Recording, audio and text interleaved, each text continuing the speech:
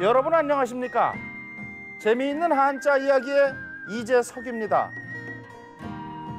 옛사람들은 물이 건강의 근본임을 알고 병이 나면 우선 정갈한 물을 마셔서 몸 안의 찌꺼기를 말끔하게 씻어냈다고 하는데요. 그래도 병이 낫지 않으면 비로소 약을 썼다고 합니다. 또한 물은 항상 높은 곳에서 낮은 곳으로 흘러가니까 참으로 겸손한 존재이기도 하죠. 그런데 우리는 우유부단한 사람을 물에 물 탄 사람이라고 하는데요. 술에 술 탄 듯, 물에 물 탄 듯 인생을 그저 흐르는 물처럼 사는 것도 때로는 필요하지 않을까요? 재미있는 한자 이야기 지금 시작합니다.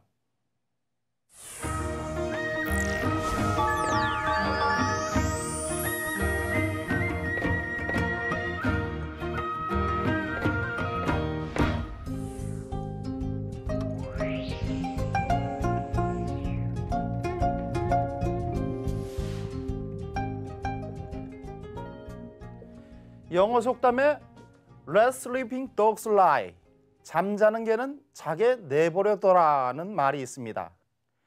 다시 말해 긁어 부스럼 만들지 말라는 뜻이지요.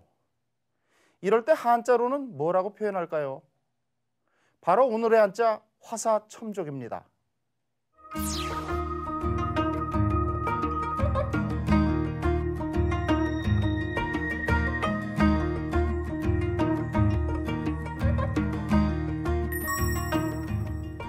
화는 그리다는 뜻입니다. 그림 그리는 것을 전문으로 하는 사람을 보통 집가자를 써서 화가라고 하는데요. 옛날에는 장인 공자를 써서 화공이라는 표현을 썼습니다.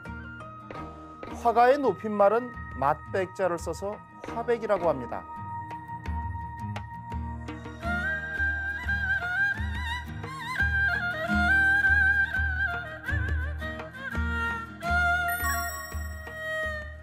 산은 뱀을 말합니다. 모양 때문인지 옛부터 사람들은 뱀과 전갈을 두려워했는데요. 그래서 전갈 갈자를 쓰는 사갈은 뱀과 전갈이란 뜻으로서 남을 해치거나 심한 혐오감을 주는 사람을 비유하지요. 또 여기에다 볼시자를 더하면 사갈시가 되는데요. 뱀이나 전갈 보듯 하다는 뜻으로 몹시 싫어함을 나타냅니다.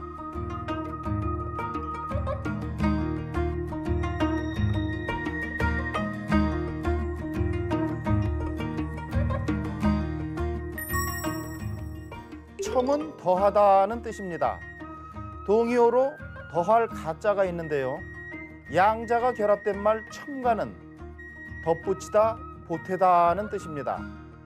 또 반이어 깎을 삭자와 결합된 첨삭은 글이나 글자를 보태거나 빼서 붙이다는 뜻입니다.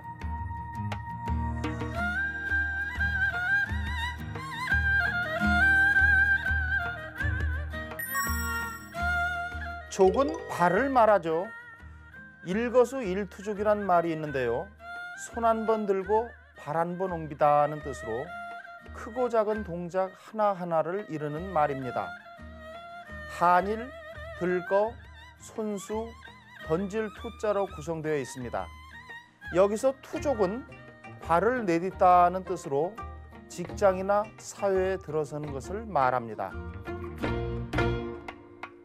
이 성어는 뱀을 다 그리고 나서 잊지도 않은 발을 덧붙여 그려 넣는다는 뜻인데요. 즉 쓸데없는 짓을 하여 도리어 일이 잘못되게 함을 이릅니다. 줄여서 보통 사족이라고 표현하지요. 유사한 말로는 기교를 너무 부리면 도리어 졸렬하게 된다는 뜻의 농교송졸이 있습니다. 희롱할 농, 기교교, 이룰성, 졸할 졸자를 씁니다. 이 말은 전국책 제책에 등장하는데요. 전국책은 중국 전국시대의 작품으로 원 저자는 알 수 없고 전한 때 유향이 편찬한 책이죠. 주로 전국시대에 활약한 책사와 모사들의 문장을 모아놓았습니다. 자, 그럼 이야기 속으로 들어가 보겠습니다. 때는 중국 전국시대로 거슬러 올라갑니다. 초나라의 어떤 귀족이 조상에게 제사를 지냈습니다.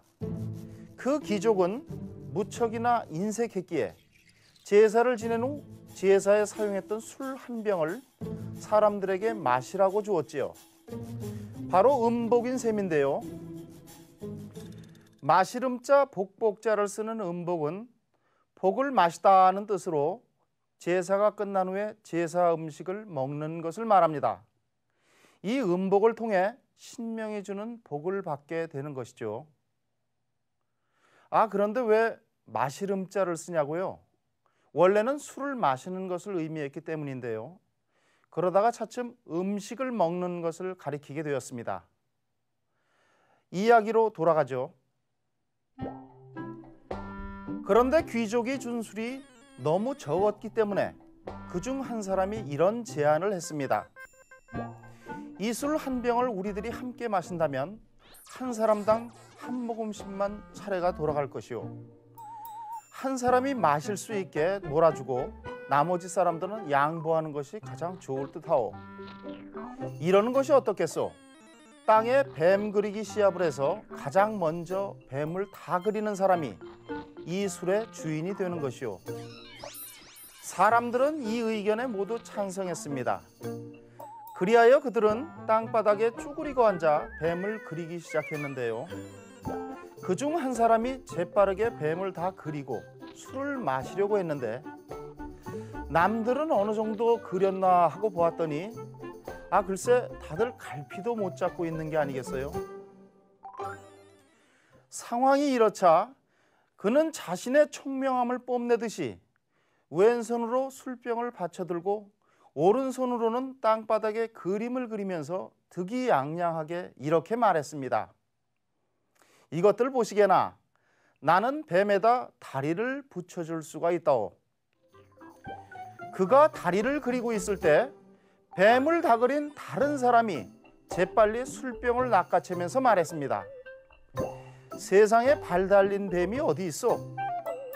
그러고는 그 술을 다 마셔버렸습니다. 뱀의 다리를 그린 사람은 쓸데없는 짓을 했다고 후회했지만 이미 술은 다른 사람의 뱃속에 들어가 버린 후였지요.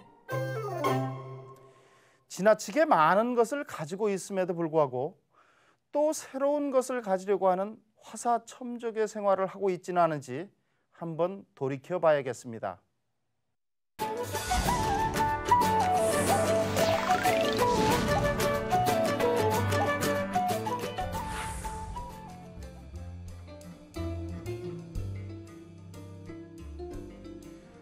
우리는 살면서 크고 작은 잘못을 저지를 때가 많습니다. 꾸준히 착하게만 살 수 있다면 얼마나 좋을까요? 신명신보감 개선편을 통해서 선을 실천하기 위한 마음가짐을 배워보겠습니다. 자, 그럼 개선편 6번째 글 보겠습니다. 사마온공활 적금이유 자손이라도 미필자손이 능진수요. 적서이유 자손이라도 미필자손이 능진독이니 불여 적음덕어 명명지중하여 이위 자손지계이 아니라. 사마온공이 말하였다. 돈을 모아서 자손에게 물려줘도 자손이 반드시 다 지킬 수는 없으며 책을 모아서 자손에게 물려줘도 자손이 반드시 다 읽을 수는 없다. 남이 모르는 가운데 음덕을 쌓아서 자손을 위한 계책으로 삼는 것만 못하다. 법리본이 펴낸 초간본에 가훈이란 두 글자가 있는 것으로 보아 이 말은 사마광의 가훈일 가능성이 높습니다. 집가자 가르칠 훈자의 가훈은 집안의 조상이나 어른이 자손들에게 일러주는 가르침을 말하죠. 자세한 해설 살펴보겠습니다. 사마온공활, 사마온공이 말했다. 사마온공은 유명한 역사서 자치통감의 저자인 사마광을 말하죠. 중국 북송 때의 정치가이며 학자인데요. 사마는 복성입니다.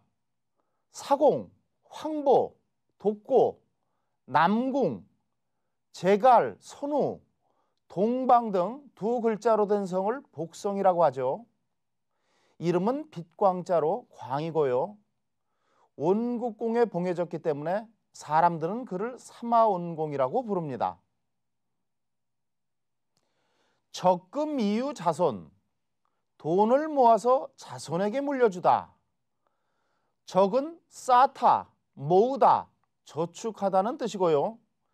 금은 보통 쇠금이라고 하나 대부분 그냥 쇠가 아니라 황금을 뜻하고 경우에 따라서는 돈을 의미합니다. 여기서는 돈이라고 번역했습니다. 은행 거래를 할 때 적금이니 예금이니 하는 말들을 쓰죠. 예금은 미리 예자를 씁니다. 이는 순접을 나타내는 접속사로 볼 수 있습니다. 유는 끼치다, 주다, 남기다 하는 뜻입니다. 자손은 아들 자자와 손자 손자가 결합된 말인데요. 자식과 손자를 뜻하기도 하고 후손을 뜻하기도 합니다. 미필자손 능진수, 자손이 반드시 다 지킬 수는 없다. 안일미자 반드시 필자의 미필은 반드시 못하는 것은 아니다로 해석합니다. 능은 할 수 있다는 뜻이고요.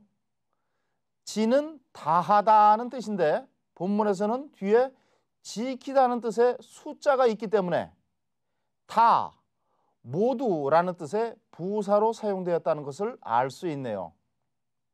한문에서 부사는 동사나 형용사 앞에 위치하기 때문이죠. 적서 이유 자손, 책을 모아서 자손에게 물려주다. 앞문장과 동일하고 다만 금자 대신에 서자가 쓰였네요. 서는 책을 말합니다. 미필자손 능진독, 자손이 반드시 다 읽을 수는 없다.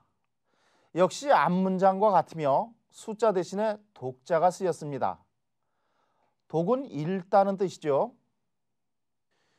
불여적 음덕어 명명지중, 남이 모르는 가운데 음덕을 쌓다. 아니 불자 같을 여자로 구성된 불여는 뭐뭐만 못하다는 뜻인데 문장 맨 끝까지 걸립니다. 불여가 들어간 말이 뭐가 있을까요? 그렇죠. 유명한 백문불여일견이라는 말이 있죠.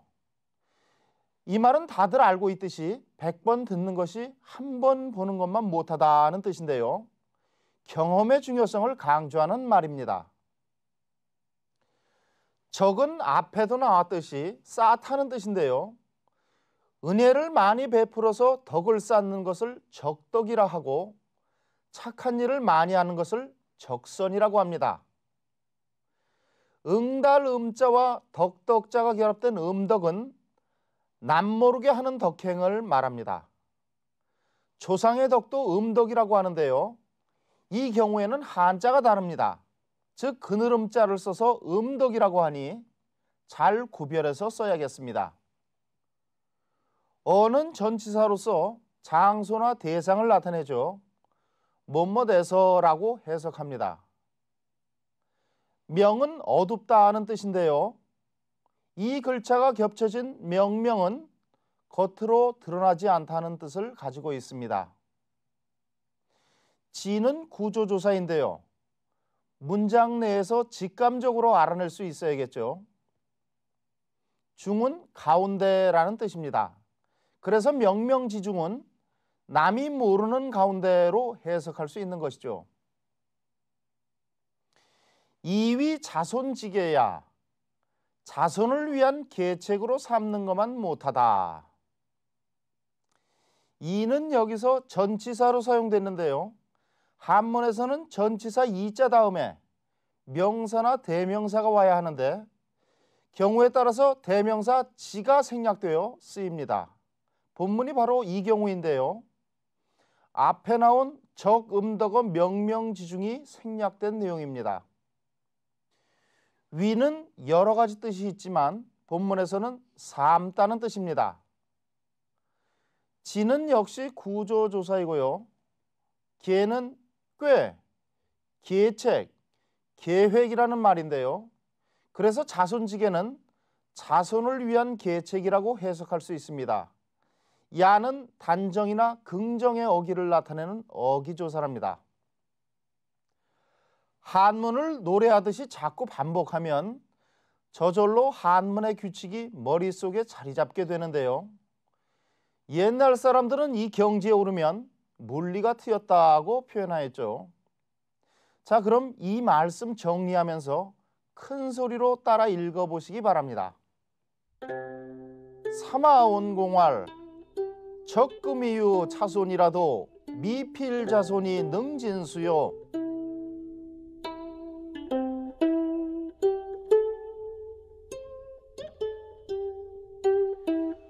척서이 자손이라도 미필 자손이 능진독이니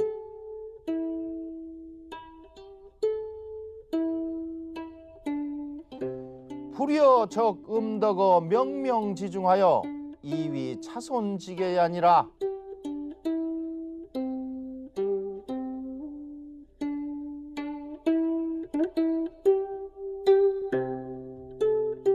사마온공이 말하였다. 돈을 모아서 자손에게 물려줘도 자손이 반드시 다 지킬 수는 없으며 책을 모아서 자손에게 물려줘도 자손이 반드시 다 읽을 수는 없다. 남이 모르는 가운데 음덕을 쌓아서 자손을 위한 계책으로 삼는 것만 못하다. 오늘 준비한 신명심보감 어떠셨나요? 이 시간을 통해서 옛 성경과 만나는 뜻깊은 시간 되시길 바랍니다. 그럼 다음 시간에 뵙겠습니다.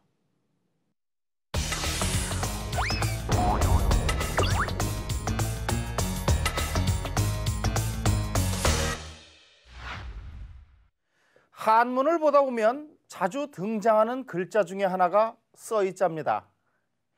여기서 써가 무슨 뜻일까요? 왜 써이자라고 할까요? 궁금한 적 없으셨나요? 오늘은 이 써이자에 대해서 알아보도록 하겠습니다.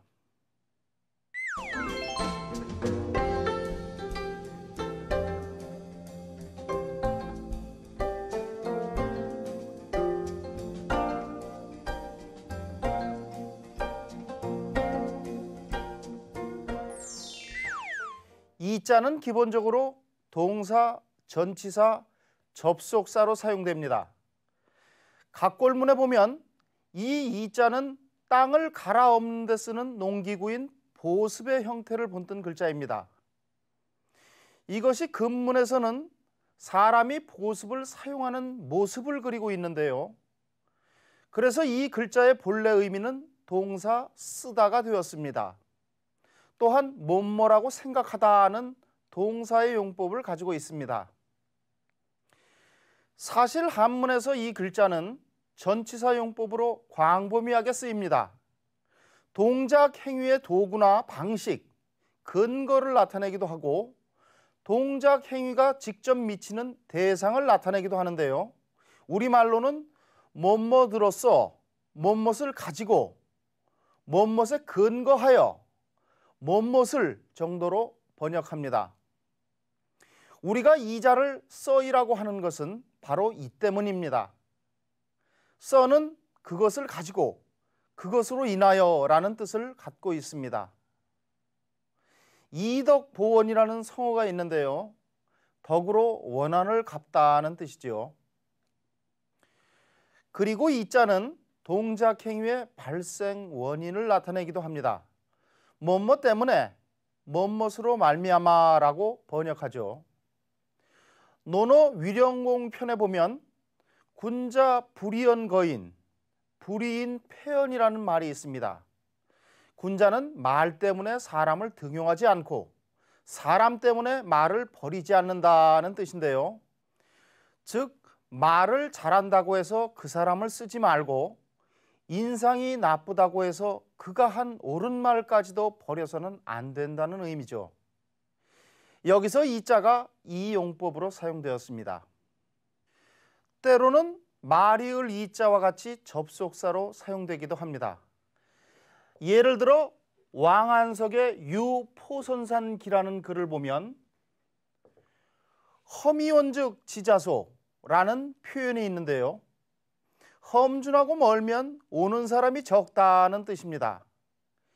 여기서 써이자는 말이을 이자와 같은 뜻으로 쓰였으며 순접을 나타냅니다. 또 이의 위비의 형태로 사용되어 A를 B라고 생각하다, 여기다는 뜻을 나타냅니다. 이의 위리라는 말이 있는데요. 의리를 이익으로 삼는다는 뜻입니다. 이 밖에도 이 이자에는 이유라는 뜻의 명사로도 쓰이는 등 여러 용법이 있으나 이 정도로 마치고 해당 문구가 나오면 다시 설명해 드리겠습니다. 예문을 통해 살펴보니 문장 속에서 글자를 익히는 것이 얼마나 중요한지 아시겠지요? 오늘 한문 본색에서는 써이자의 정체를 밝혀드렸는데요. 다음에도 한문의 본색을 통쾌하게 밝혀드리겠습니다. 영어는 영어 선생님께, 수학은 수학 선생님께, 한문은 저에게 물어보십시오. 재미있는 한자 이야기에 궁금한 점 보내주시면 속 시원하게 풀어드리겠습니다. 오늘은 어떤 질문이 대기하고 있는지 함께 보겠습니다. 요즘 한자 급수 시험을 준비하고 있는데요. 외워야 할 한자가 너무나도 많습니다. 도대체 한자는 누가 만들었나요? 저 멀리 강원도 정선에서 상생방송을 열심히 시청하고 있는 한 시청자가 엽서로 보내오신 질문입니다. 결론부터 말씀드리면 한자는 특정한 시기에 어느 한 사람에 의해서 만들어진 것이 아닌데요. 오랜 시간에 걸쳐 많은 사람에 의해 만들어졌다고 보는 것이 옳습니다. 다시 말해서 한자는 지금도 만들어지고 있는 것이죠. 과거에는 황제 때의 사관 창일이라는 사람이 만들었다고 했는데요. 창일이 새나 짐승의 발자국을 보고 문자를 창안하여 새끼의 매듭으로 기호를 만들어 표시하던 것을 문자로 대체했다고 합니다. 창일이 실존 인물이었는지는 지금으로선 알 수가 없고요. 서로 정말 그런 사람이 존재했다 하더라도 그가 만든 글자는 일부에 국한되었을 것입니다. 실제로 후한 때인 서기 100년에 허신이라는 문자학의 대가가 쓴 설문해자에는 9353자를 설명했고요. 청나라 때인 1716년에 편찬된 강의자전에는 47,035자가 수록됐답니다. 이것은 무엇을 말해줄까요? 1600여 년 사이에 한자의 수요가 거의 5배로 많아졌다는 뜻이죠. 최근 통계에 의하면 한자의 수요는 이미 6만 자를 넘었다고 합니다. 대도시 아이들은 교과서로 인생을 배우려 하지만 농어촌 아이들은 몸으로 인생을 배웁니다. 땅과 밭에서 또래 아이들과 싸우고 넘어지면서 몸으로 더 큰 인생 공부를 하는 것이죠. 교실과 학원 건물 속에 갇혀 지내는 도시 아이들이 배울 수 없는 것들을 자연스럽게 얻어가는 아이들. 이들이 열어나갈 미래가 더욱 밝게 느껴지지 않으십니까? 재미있는 한자 이야기 다음 시간에 뵙겠습니다. 안녕히 계십시오.